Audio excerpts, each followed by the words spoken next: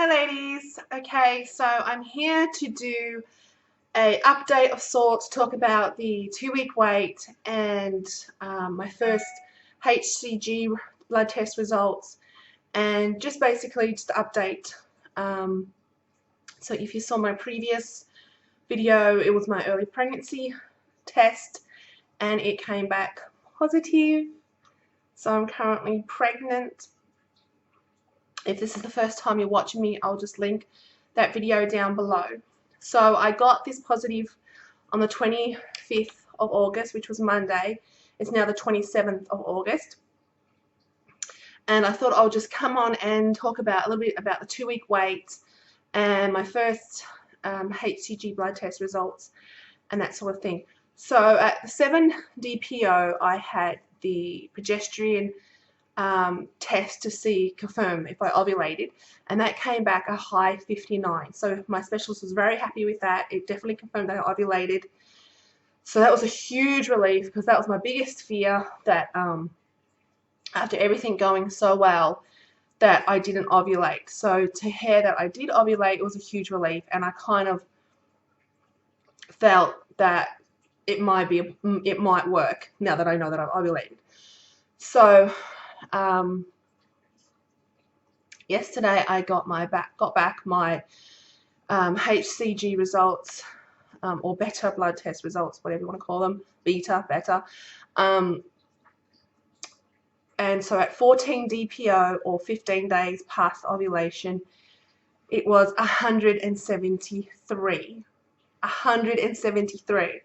So I'm very relieved. Of course, I wish it was higher, because higher is always better. But my miscarriage, when I was pregnant with my baby that I lost, the previous one, at that same gestation at 14 DPO, my HCG was only 24. So from 24 to 173, this is a much better result. So it makes me feel so much better. So that was my first blood test. I'm hopefully going to go back for more. I talked to him today to find out what we're doing next, to see if I need to go on progesterone. He even thought that maybe to continue with the Ovidril every 4 days, just have a small shot of Ovidril every 4 days, and maybe even baby aspirin. So I find all that out today, so that will be my next update. But again, I always update regularly on Facebook, so if you haven't liked me on Facebook, the link is below. I constantly do updates then. All the results go up there first, all that sort of stuff, before I even do a video. So Facebook is the best place if you want to keep updated. Excuse the hair. It's turned into like straw since the 2-week wait. I can't do anything with it. Like, it's just so dry. And I use like Moroccan oil and any kind of mask to try and soften it, and my hair just sucks it up, and it still stays really dry and straw-like. I had that with all my pregnancies, so it's a good sign. Okay, so now to talk about the 2-week wait. So if you remember, if you were with me when I was pregnant with my Clomid baby, I'll call it a Clomid baby, because I fell pregnant Christmas 2012 on a Clomid cycle. And I had crazy pregnancy symptoms day after the ovulation. And even that progesterone at 7 DPO was only like 30, 28, 30, I can't remember for sure. So the fact that my progesterone this time is way much higher makes me feel a bit better as well. Because that's what happened last time. I didn't have enough progesterone, and it just kept getting lower and lower, and of course the baby didn't survive because of that. So I am still extremely nervous, as you can imagine. But this 2-week wait was completely different. It has been completely different than any of my previous pregnancies, even my earth babies, my children. The only symptoms that I had between, I'm just looking at my notes, the only symptoms I had between 1 DPO up to about 7 DPO, like the day after the IUI, I woke up and I was extremely sore and tender around my uterus and my ovaries. I ovulated, he predicts, during the night, so early morning, Monday morning, so the 11th of August. So I didn't feel ovulation. Normally, especially a medicated cycle, if I ovulate, I will feel it. It's very painful. But I didn't feel it because I slept through it. But when I woke up, it felt like my uterus got hit by a bus. So I also woke up with a sore throat that day, and I had the sore throat practically the whole 2-week wait. Been severely bloated. That's another thing that just stayed consistent with me, was bloat. And hot. Oh my God, I have been so hot and high temperature. Always, throughout the 2-week wait. I wasn't consistently doing my temperature like every morning. I wasn't temping or anything, but throughout the day of each day, I was like regularly checking my temperature, and it never dropped below 38 Celsius. I'll put the Fahrenheit somewhere along here, what it will be. It never dropped below that. So I had a high temperature, and I'm still hot. Like talking to you right now, I'm hot. I should put the fan on because I'm like sweltering right now, even though it's not hot.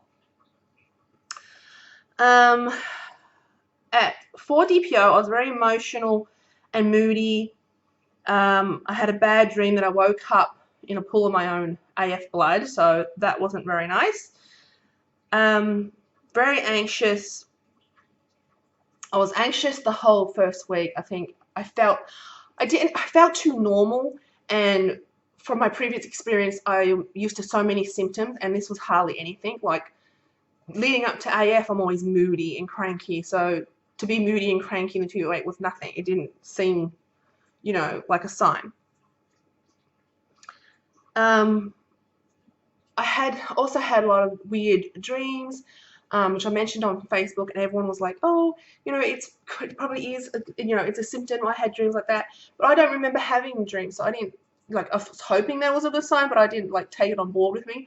I think I was in denial the whole 2 weeks, because when you've been TTCing for a long time, you don't want to get your hopes up, obviously, because you're so used to failing, and you're so used to BFNs and that sort of stuff. So I was trying not to get my hopes up, obviously. Around 5 DPO, 6 DPO, 5 DPO, 6 days past IUI, I continued to have the hot flashes. I had constipation. The mood swings continued. And I had achy, restless legs. I still had the sore throat, and now I had a stuffy nose. I was starting to get tired a lot and very irritated.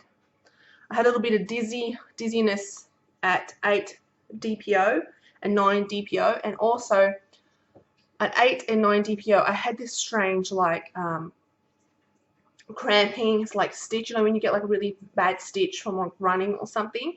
I had that, and like when I was turning over in bed, it was really bad. But that only lasted between 8 and 9 DPO, so I don't know if that maybe could be implantation cramping of some sorts. And yeah, I had a bit of dizziness as well that day, getting up like out of the chair too quickly, or bending down to tidy up and then stand up. I was like getting dizzy, so that could have been a sign as well. At 9 DPO, I had a bit of nausea. I was achy, sleepy, moody, grumpy, and tired. Sound like 7 dwarves, but anyway. And 11 DPO, the hugest sign to me was I couldn't drink my coffee. I went off my coffee completely, and I normally always have my morning cup of coffee, and it got to the point where I couldn't drink it. It tasted bitter and metallic. It just made me feel sick. So that was a huge sign for me. And my hair going like straw was a huge sign for me as well. And then I got my BFP at 14 DPO, or 15 days past ovulation. 15 days past IUI. So that's just basically a small rundown of the 2-week wait. Not huge amount of symptoms. In fact, I was so certain that I was out this month. I was so certain that it failed. I was pretty sure that I wasn't going to get my BFP. If you follow me on Facebook, and you would see all my 2-week wait, like sadness, I was like, oh, I'm out, and that sort of thing. And my support on my Facebook, my little Facebook support family, has been amazing. So thank you so much, ladies, for helping me get through this 2-week wait, and for the continued support. It's just been wonderful. Hello to my new subscribers. Thank you for now following me onto my journey. I'm praying that this is a sticky baby, and obviously this pregnancy journey will continue, and I get to carry for 9 beautiful months and it not end in tragedy like my previous pregnancies. So I think that's about it. I will do a what we did different video as well. That will be up after this one, and I'll do another update shortly after I speak to my doctor and see what goes on from there. I'm due to have a scan. He said either I can come in either end of next week or the week after, so we'll talk about that as well. My weeks click over on a Tuesday. Today's Wednesday, so I'm 4 weeks and 1 day, I'm pretty sure. So yeah, very early days. I'm still very nervous. So please pray that this is a sticky baby, and I shall talk to you all again real soon. Bye.